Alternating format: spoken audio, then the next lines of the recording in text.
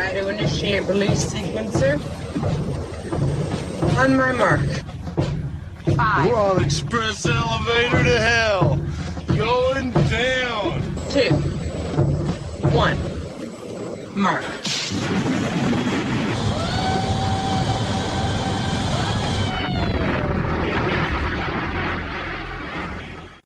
Hello everyone, my name is Mark, aka Derringer. Today is Sunday, April 12th, and you are listening to episode 256 of the Instant Action Podcast, your weekly source for planet-side news and information.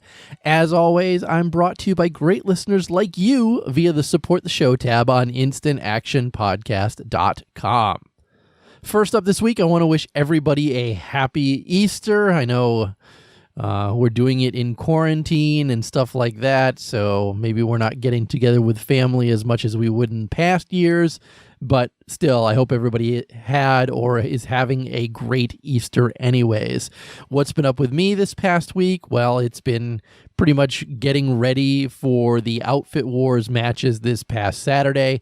As you guys know, B-Way did ultimately get into Outfit Wars in the gold match on the Emerald server, and I'll talk about that in our second topic this week, because, well, I mean, if you don't know by now, we won, and it was a pretty friggin' awesome come-from-behind victory, and we're all super happy about it. But again, I'll go into more detail when we actually get to that topic itself.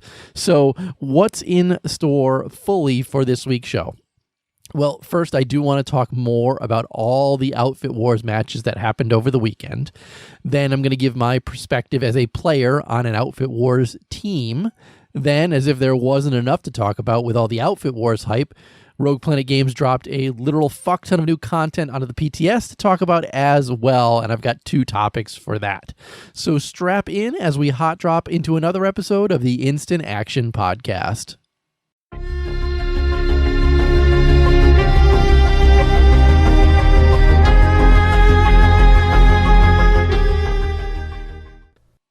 So first up this week, unless you've been living under a rock and didn't know, yesterday on Saturday, and some of these actually happened on Friday evening as well, were the first round or the first Alpha 1 Outfit Wars matches in Planet Side 2.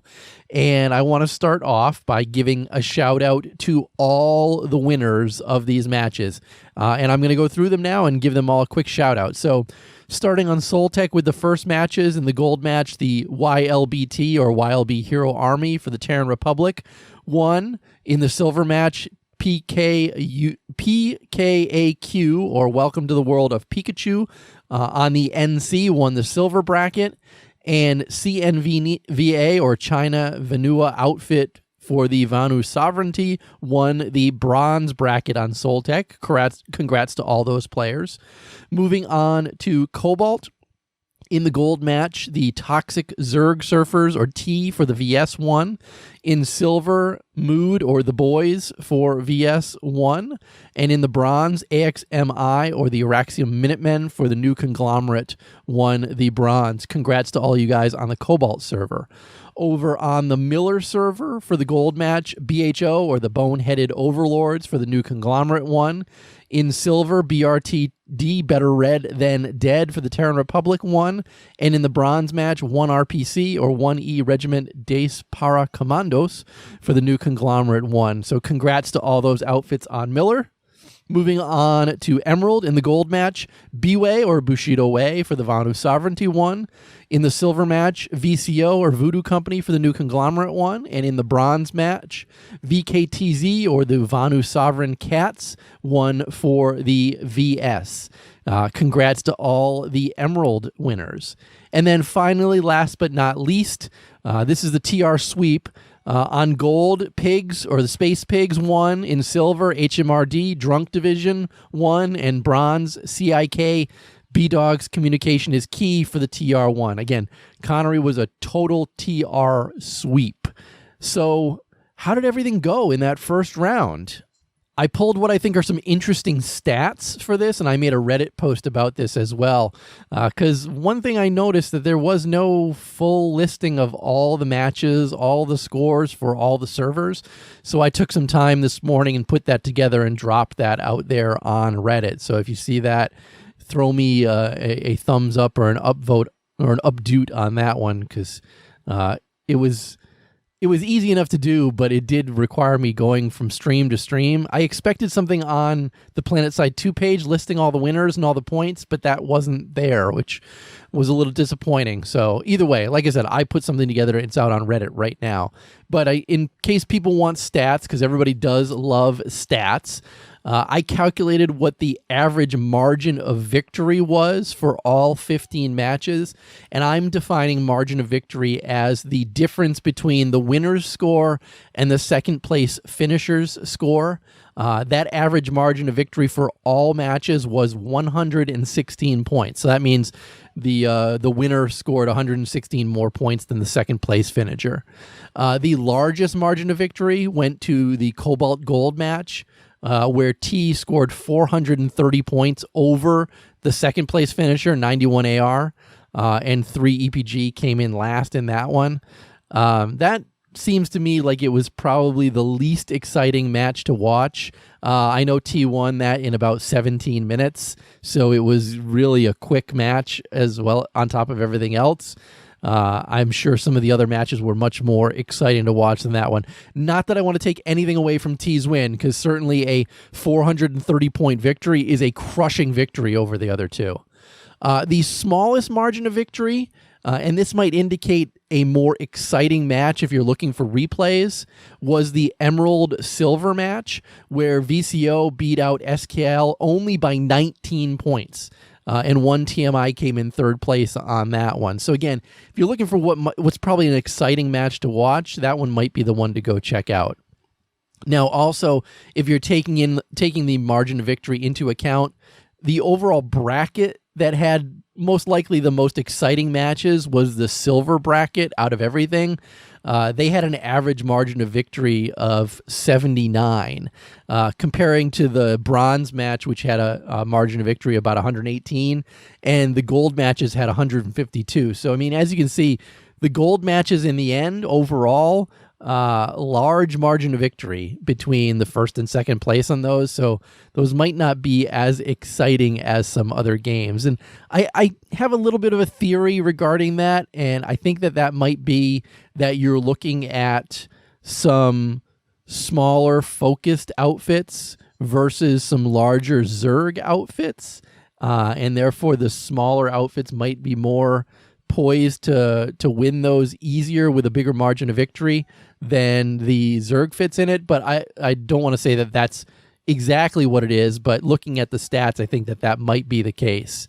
I did say that also going back to T, Toxic Zerg for Zerfers on Cobalt, they had the largest margin of victory overall, 430 points. So good on them. The lowest scoring outfit in all of Outfit Wars was 3 EPG, the Zerg Russ, also in that same Cobalt match. But here's where we get to some interesting data, and I really didn't expect this to happen. But when you take in all the matches, there are 15 total matches, 3 matches each on 5 servers, the results of which faction won when you lump them all together, all 3 factions won a third of all the matches. You know, NC won 33%, TR won 33%, and VS won 33%. So if there's any indication that everything was pretty evenly matched from outfit to outfit, that's a pretty good indicator. Now, when we look at the gold bracket itself, TR and VS each won 40% of their matches, while NC only won 20%. So maybe you could say in the top bracket, TR and VS outperformed NC. But then when you get to the silver bracket, NC and TR won 40% of their matches, where VS only won 20. So 20%. So again, you could say there that VS is the worst performer in the silver bracket. But then when you get to the bronze bracket, NC and VS won 40% of their matches, and TR only won 20% of their matches. So if you look at that, you can say, well, TR is the worst performer in the bronze bracket. So again, very evenly matched among all three of the brackets themselves. As I said in the beginning, TR on Connery were the only faction to win all three brackets on their server, so congrats to TR on Connery. And finally, Soltech was the only server where each faction won a bracket. So when you're looking at it on the gold bracket, the TR won, on the silver bracket, the NC won, and on the bronze bracket, the VS won. Where when you look at any other bracket, one faction won 2 out of 3, and one faction got locked out of each of them. So really some interesting data pulled from this as well. Again, they were much more even than I expected. Not that I know all of these outfits, intimately, but I'm friendly with quite a few players in a bunch of these outfits. So I did expect some to win over others. I know I'm surprised that Recursion lost as badly as they did. I know they got double teamed pretty hard. And so that pretty much changed the expectation on Connery. But I guess most of the others probably fell how we expected them to fall. But again, they were much more even than I expected. And again, prior to those Connery matches, TR was pretty much set up to be the worst performing faction in all of Outfit Wars, but that literally changed overnight when they swept everything on Connery. So again, hats off to the TR on Connery.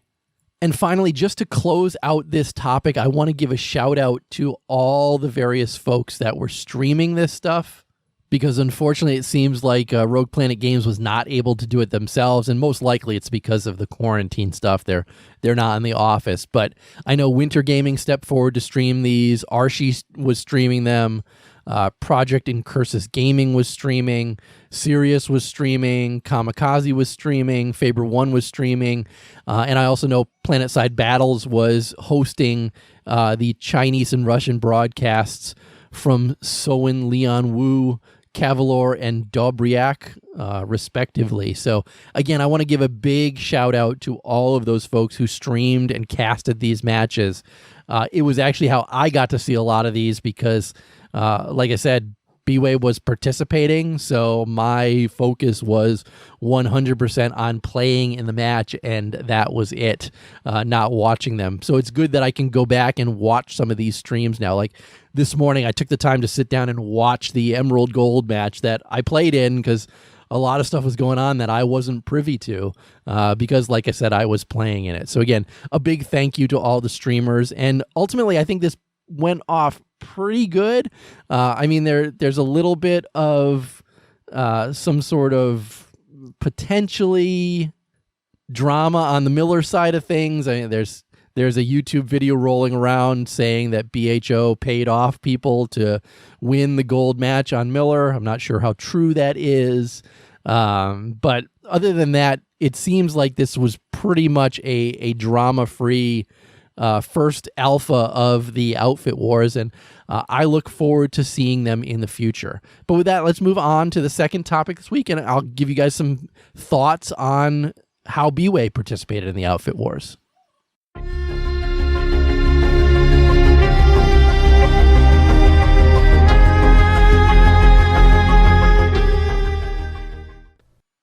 So as you guys know, when I recorded last week's show, we were still in the midst of qualifying for Outfit Wars, and I wasn't sure if B-Way was even going to make it into the gold match itself. We were getting pushed pretty hard by SKL at the time, and I was worried that everything was going to fall apart after, crushing hours upon hours of playtime into PlanetSide 2 just to make it hopefully into the gold match. The good news, obviously, is, yes, we did make the gold match, and we got to participate in Outfit Wars yesterday.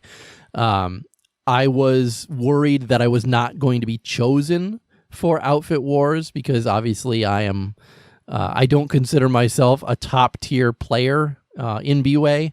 I think I have a niche. I'm an engineer, and I fit that niche pretty well. I don't know how that really fits for Outfit Wars itself. I'm not a good pilot. I'm an average gunner in the game itself. I'm not a pilot, things like that. So I was worried that I was not going to make the cut for Outfit Wars. So imagine my surprise when I did get picked to participate in Outfit Wars on B-Way, and I got placed on our construction team, which was not a spot that I thought that I would be placed onto. I dabble in construction a little bit online, but I'm not a huge base builder or anything like that. But once I got pulled into this and was explained how important construction most likely would be for everything going on in Desolation, I was 100% on board to participate, because what everyday listeners probably don't know about Desolation is there was no nanite regeneration on Desolation, which kind of stunk. So that means you weren't going to be able to pull maxes nonstop. You weren't going to be able to pull grenades, consumables, things like that nonstop, because you really would get into the match with only 750 nanites, and those ticked down, and once they were gone, they were gone. You weren't going to get them back. So that was a really huge concern for everybody when we started going into it. But the good news on the flip side is that everything else in the game is run off of cordium, and your main base starts with a silo with 75,000 cordium in it. And you can pull all your vehicles, everything you need for the start of the match, from the cordium silo. So that's what we did. We got everything out of the cordium silo, and then we had a construction team dedicated to making sure that that cordium silo was constantly filled. Now, my part in our opener was to drive to the middle of the map between our first two bases on Desolation and build a poverty base, which basically just had a way for people to spawn, a way for people to get vehicles, a way for people to get air and get themselves halfway to the first group of points rather than pulling their vehicle back from the main gate, our main warp gate on the continent itself. We had other people building bases within structures, because the donut building, we're calling it a donut building. I'm not sure what everybody else is calling it, but each of the obelisks on Desolation is surrounded by a building that looks like a donut. And we realized quickly that you can place a silo right next to the building, and then you can place a sky shield right underneath the obelisk, and that sky shield would cover the top of the dome, meaning that people couldn't get in, vehicles couldn't shoot into it, etc. And that made it so infantry could be the ones only fighting on that point itself. And then we also found out that not only could you place a silo next to it and build all your stuff inside of it, because again, we built stuff inside of it like the sky shield, but pain spires were hugely important in there. Anti-infantry turrets were hugely important in there. The turret module, the AI module for them, was hugely important in there. But again, like I said, we realized also that you could pull some of those things immediately from the silo at your base. So you walked up to that 75,000 cordium silo, and we had people pulling a new silo so that they could place it at one of the bases. We had other people pulling pain spires, other people pulling Elysium spawn tubes, all kinds of things like that. So our opening move was to hit those bases, drop all that stuff there, and have an already ready-made defensive base built when we were ready to go. And I don't know if all the other teams realized that you could do that. Granted, we did a lot of practicing on Desolation before Outfit Wars and learned a lot of this stuff that we could do. So again, it may not show so well in some of the replays that you're watching out there, but that's definitely a strategy that we employed. And again, it was all part of our opener to get some bases quickly built, get some fortification placed on those so that the other factions could not take those bases away from us. Unfortunately, best laid plans don't always go to plan, and we did, as B-Way, get completely capped 100% all the way back to our main spawn.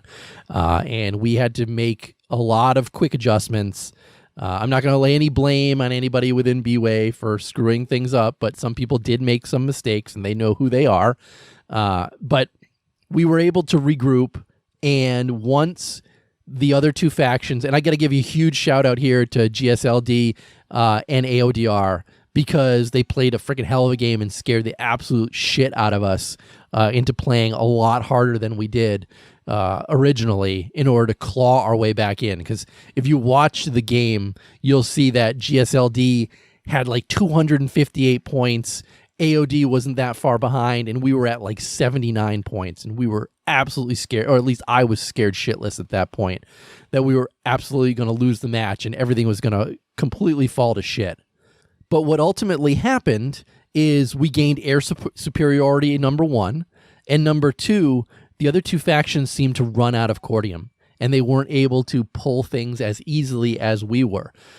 Again, my dedicated job, and I agreed to do this, so before you say, God, that's a shitty job, my dedicated job was to make sure that the main silo back at our main base was always either half full or 100% full. Halfway through the match, I had it back up to 75,000 cordium. And I don't think the other factions dedicated someone to do this. Or if they did, our air was taking them out and not letting them refill their silos, because we certainly seemed to never run out of resources. We never even had an issue with resources of not being able to pull things, not being able to do things as we needed them. And I think that really helped us push through, because as the other two factions started running out of resources, we had plenty of resources to do really whatever we needed to and help seal our victory.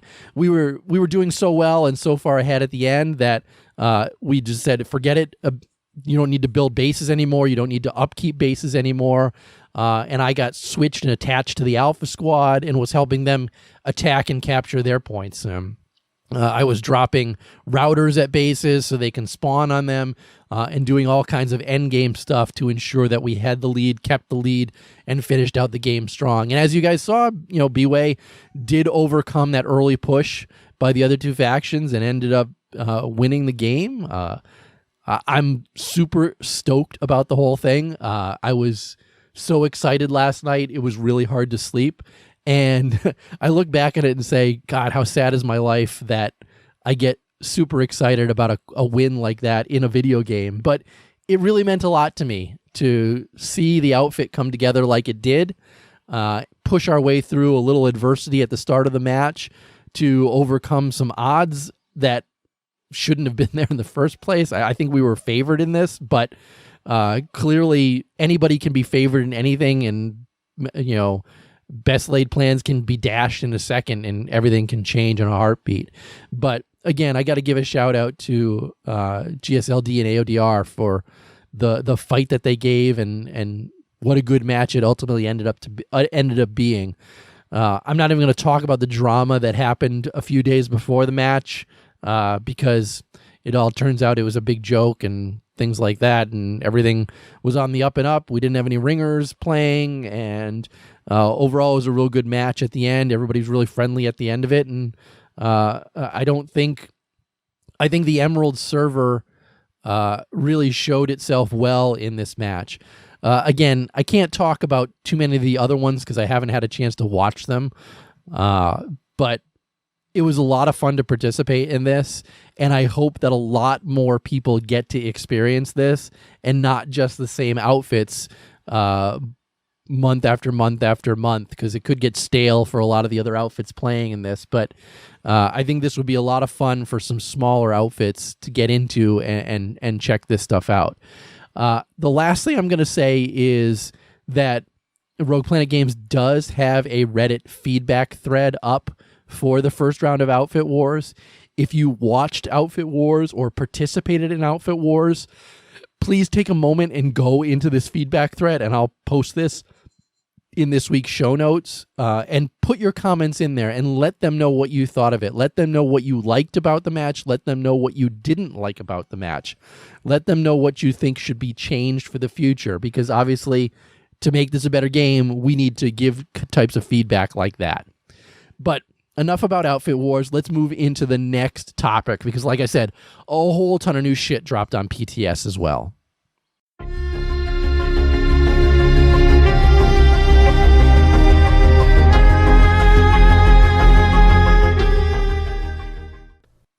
So like I said, in addition to all the Outfit War stuff, we did have 2 PTS updates that dropped this past week as well.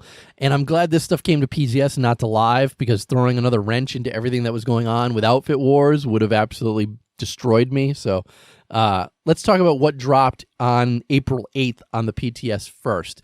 So starting out, they've added a new loadout slot to all players. It's called the tactical slot. And within this tactical slot, there's going to be a few different deployables that you can place. Starting out with the Flash XS1. This is the small flash that you can purchase in Sanctuary. They also added caltrops, which even though they call them caltrops, they're not really caltrops. Caltrops are tiny little things that if people step on them, it hurts the soles of their feet. What these really are is tank traps more than anything else. If you picture D-Day and you've got those giant pieces of steel girder shaped like X's, that's what these things are. So they're actually tank traps. They're for outdoor use only, and they can be placed to help slow the movement of incoming vehicles. Currently, Allied vehicles cannot pass through them. That's going to be fixed. Actually, they say that this is going to be fixed in the later update, so I'm guessing in the next update that's already fixed. So scratch what I just said. Friendly vehicles will be able to move through them, but enemy vehicles will be slowed going through them. Do note now, however, if your vehicle is equipped with a gate shield diffuser, you will be able to pass through them without being slowed down. Next, they're adding the Hard Light Canopy, which is a new merit reward item. It's a small circular cover to prevent infantry against airborne assaults. So think of it like a sky shield, except on a more personal level. Next, they've also added the Auxiliary Spitfire is a new merit reward item. So again, another single-use Spitfire turret, just like the Engineers version. So now Engineers are going to be able to carry more of them. And next up, the Cordium Bomb has been added as a new merit reward item. It's a large explosive device that deals high damage over a wide area, particularly to construction objects. And the interesting thing is that it can be diffused. So that's pretty interesting. They look really cool on PTS as well. And there's a delay on before they actually, once they're placed, there's a delay before they go off. But again, really useful in destroying construction items. I will say I'm really happy that they've got some new merit items coming into the game itself. I was sitting at capped out merit for a long time and nothing to really buy except for some of the boosts, and those weren't even that important to me. So I can't wait till these things come out, because I'll definitely be buying these things. Next, they made some changes to the outfit resources themselves on PTS. They now require a minimum participation score, which will be combined between all members, of 3,000 before you'll receive any base capture resource rewards. Any outfit who captures the base will receive their first tick of resources over time immediately, in addition to that other change. Note that first item is a really big change to ghost capping on points. Obviously, if you're ghost capping, you're not going to be earning a lot of participation score on this. So note that change. Next up, for the world map, they've made a small change to multiple instances of the same zone. They're actually going to start numbering them. For example, Sanctuary 1, Sanctuary 2. So you'll know which one your friends are in if they tell you to go to Sanctuary. Also, they've made the targeting reticule while selecting Sanctuary on the world map a little less obstructive than it currently is. Moving on to the island of Koltir, they've changed that so it is now an instance play space, which will become available under certain conditions. Those could be during times of high server population. It could become available to accommodate overflow rather than having people wait to try to get onto one of the open continents. Also, during times of very low population, they can make it come available to be a more focused play space. On Koltir itself, if you capture 66% of the territory, it's going to trigger a short 30-minute meltdown alert, after which it will lock. Unlike meltdown alerts on the full continent, it doesn't provide any rewards upon completion, but instead you'll get an increased experience gain of 25% for the entire duration of the event. Note that currently war assets are not available for use on Coal Tier. They did say that on test server, multiple instances could be spun up for very low population counts if they need to. Moving on to Sanctuary, they made some visual improvements and art cleanup. They added some warp gate terminals to the lower levels, and they join combat prompt will no longer appear if you're in Sanctuary. Next, within your outfit armory, they added access to a Bastion permission type, which adds all Bastion-related components to it.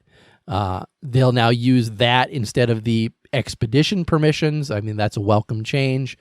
Overlocking assets can no longer be done by players who do not possess the correct permission as well. Moving on to all war assets, they made their first round of adjustments to them, and this is designed to make them more accessible to all outfits, and they've adjusted the pricing based on their desirability in-game itself. So starting with Steel Rain, first they added a new visual element to it. There's a little swirling maelstrom that appears above the location. And they changed the polystellarite cost from 5 to 0, and they reduced the Cynthium cost from 50 down to 25, making Steel Rain a lot less costly. The Orbital Strike, they changed the maximum held count from 3 down to 2, and they increased the polystellarite cost, that's the purple one, from 3 to 5. The Citadel Shield had its weight reduced from 75 to 50. They changed its Araxium cost from 100 down to 75, and they changed its polystellarite cost from 3 down to 0. Again, Araxium is the green one, polystellarite is the purple one. Obviously, reducing its weight also makes it so you're going to be able to carry more of these. It sounds like they want to get more Citadel Shields onto the battlefield. Next, for the Light Anvil, they reduced its Araxium cost from 20 down to 15 and removed its Cynthium cost, that's the blue one, altogether. The Anvil Medium had its Araxium cost reduced from 50 to 25 and its Cynthium down from 10 down to 3.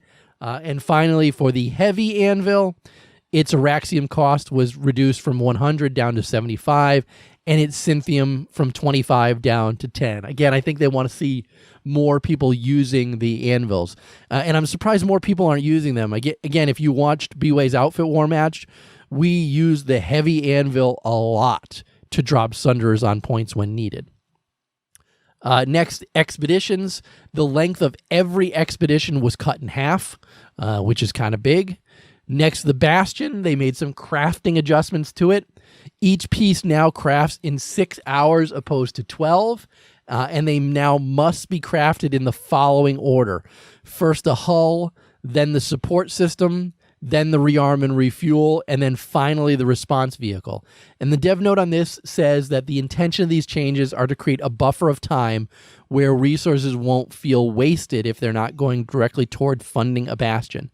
It doesn't slow the rate at which a Bastion can be pulled for those outfits who can easily harvest resources, and they can readjust in the future if it appears to too infrequently on the battlefield. After that, the Bastion got some other changes to it. So first, the Mauler cannons have a unique model to them.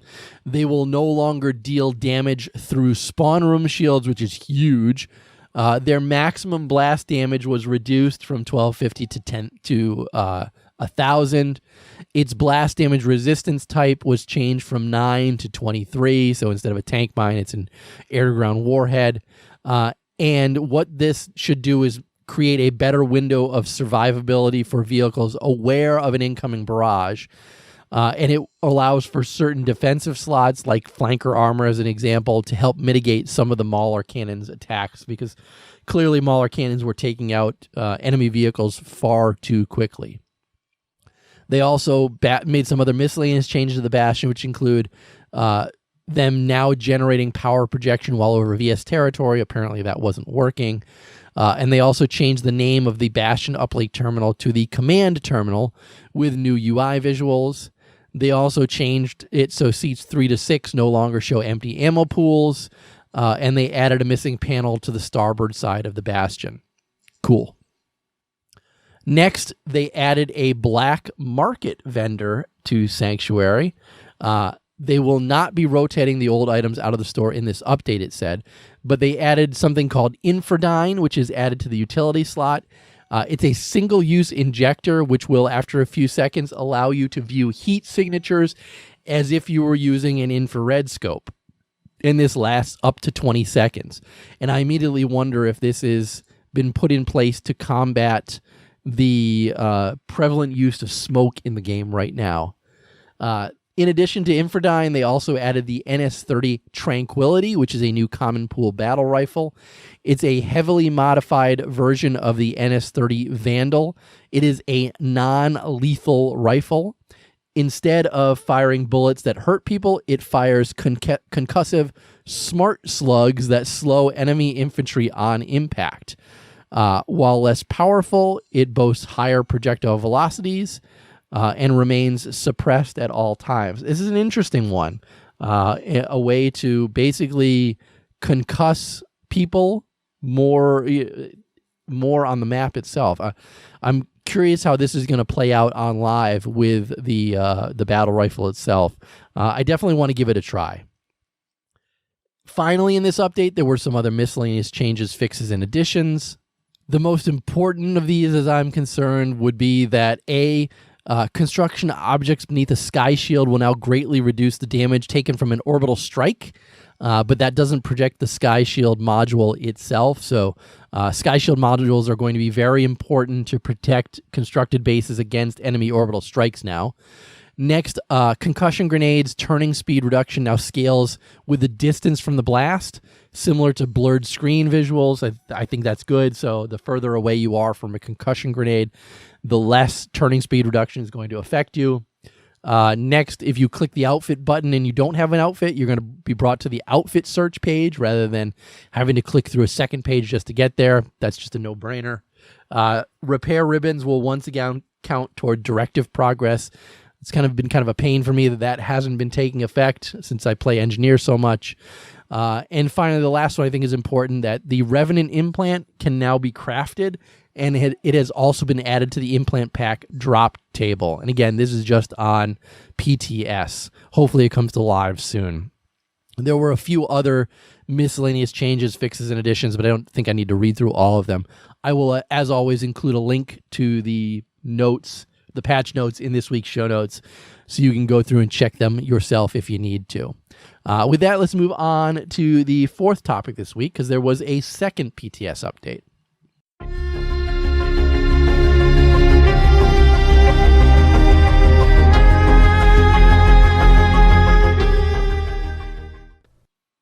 And that second one dropped on April 10th, just a few days after the other one, or was it a day after? I can't remember. 8th and then the 10th. So in this one, there were just 5 quick things that they added.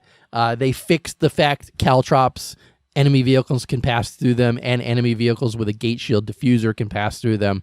Again, they shouldn't be called caltrops. They should be called tank traps. The hard light canopies generator no longer uses placeholder health and resistance values. The Cordium bomb got some updated audio. Once Coultier locks after meltdown, it is now replaced with a new instance as intended. And the SR200, that's the NSO sniper rifle, no longer has animation hitches when you aim down sights with optics less than 6x. Again, this was a tiny update. More than anything, it's the fix to the caltrop, the hard light canopy, and the Cordium bomb itself, more than anything else. But let's wrap up this week's show and move on to housekeeping now, because I do have an email that I did want to get to. Housekeeping. Housekeeping. Come back later, please. Housekeeping. Not now. Housekeeping. Go away.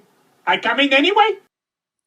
So like I said, I got an email from Matt9, and Matt9 is one of my patrons over on Patreon, so he gets the show early. Because again, if you subscribe to me over or become a patron over on Patreon, you get access to the podcast the day that it's recorded, not on Mondays. So he listened to the show last Sunday when I recorded episode 255, and he wrote the following. I just finished podcast 255, and I have to say that I'm a little bit frustrated and disappointed with your outlook on Outfit Wars. You've always been amazing at seeing the entire scope of the game and all the various playstyles that exist in PlanetSide 2, and it's one of the reasons I always enjoy your show. I completely understand your burnt-out feeling from playing the game so much in order for your outfit to win the gold level in Outfit Wars. On the flip side of that, I too play PlanetSide 2 almost every night, probably 5 nights a week for an hour or two, but I will likely never see Desolation in purpose. You see, Outfit Wars was made for the elite players of each faction on each server. Yes, I know that what you call quote-unquote Zergfits will win several of the Outfit War levels, and I even belong to a quote-unquote Zergfit on Connery. But when my 500-player outfit gets to partake in the silver level match on Desolation, I'm not going to be one of the top players in the outfit that gets to partake. And sure, I guess there is some consolation prize in that if my outfit wins, we get some of the rewards. But from my perspective of gameplay and options, I truly don't see a means for me to ever get to play on Desolation for a very long time. And really, I have accepted that this content has had a ton of resources put into it, but it's only for a small elite population of the server, and that isn't me. That's okay, because most games are like that. Not everything put into a game is for everyone. We all know that. I'm just disappointed that in your complaint against having to game to get your outfit to gold instead of settling for silver and having to play on Desolation in the silver medal, you maybe lost scope that the majority of PS2 players are likely to never see Desolation in purpose. Many of them probably wish for your unfortunate situation. But you always do good by PlanetSide, and I still appreciate your hard work on the show and bringing us the news each week. Thanks for the podcast, Matt9. Now, since Matt's a longtime listener to the show, and again, a patron over on Patreon, I couldn't sit and wait a week to respond to his email. So I did respond to him immediately, and I apologize because he was 100% correct. I was totally missing the forest for the trees, and thinking that not getting gold would be a huge disappointment, because even making it into Outfit Wars is a huge accomplishment in and of itself. And I definitely should not have treated silver or even bronze as a lesser class of win. And thanks to Matt's email, it did kind of open my eyes to that. And I was very quick the rest of the week to congratulate people making other brackets. I made a shout out to BRTD and Steve O saying, good luck. There was a nice Reddit post out there by Driver VS in Brack, who was in one of the bronze match over there on Connery. Again, I have to say thank you to Matt for, again, pointing out that I was kind of being a dick about that, and I really shouldn't have. On the flip side of that, he did make a lot of points saying that a lot of the stuff in PlanetSide 2 or Outfit Wars is not designed for players like him. And I do think that is not the best mindset about this. And I said to him that I think that his accomplishments in game are being done a disservice by not being able to play in Outfit Wars, like he says, for a long time. And I do think that whenever Rogue Planet Games make something for the community, it should be accessible to everybody, not just the elite within the game itself. The fact that his 500-man outfit can only bring 48 players to Outfit Wars means that 90% of the outfit doesn't get to play in it. And I think that's really doing a disservice to him and the rest of the 500 folks pushing to get, or contributing to get that outfit into Outfit Wars itself. It would really irk me if that was the way it was going in an outfit that I was in. And maybe that's the goal of Rogue Planet Games. Maybe I do know that they want some of these large outfits to break up into smaller outfits, and maybe seeing this with Outfit Wars will push some players to splinter off from these larger outfits and create some smaller outfits to compete in within Outfit Wars itself. I think Outfit Wars is designed for the outfits with less than 100 members. Clearly, they want 48 people into it. I think 48, which is which is a full platoon, plus another 12. So I think in reserves, I think a full outfit of 60 people is what Rogue Planet Games is going for with Outfit Wars itself. So perhaps groups of 60, 75 or so might splinter off from these larger outfits so that they can kind of push to participate in Outfit Wars. And if that happens enough, we get a lot of these larger outfits breaking down and not having as many people in them, and then we get a lot more different folks within Outfit Wars themselves. But either way, Matt Knight, I want to say thank you again for your email. Thank you for calling me out like you did, because I do think that was important for you to do it, because I definitely was missing the forest for the trees by saying settling for silver was not good for B-Way. Ultimately, it didn't matter. Like I said, we qualified for gold and won gold and everything like that. But you're absolutely right, and I thank you for calling me to the table on that. All right, Matt's was the only email I got this week, so that's going to be it for this week's show. So how can you get in touch with me or the show itself? First, you should be visiting my website, which is www.instantactionpodcast.com. You can also email me, like Matt9 did, at instantactionshow@gmail.com. And you can also follow the show on Twitter at instactpodcast. But in closing, if you've enjoyed the show, please leave me a review on your podcast listening avenue of choice, whether it's iTunes, Stitcher, Google Play, or anywhere else. Also, feel free to tell your friends and outfit mates about the show. But finally, thanks for listening, and keep spamming that join combat, formerly known as Instant Action button. Derringer out.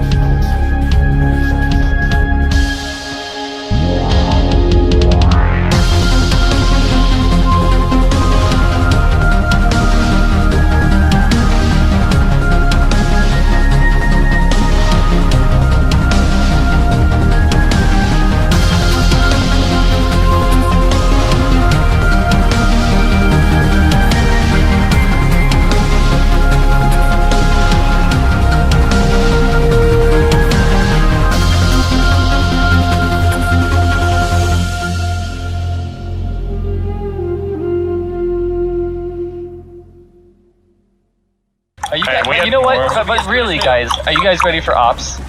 Yeah.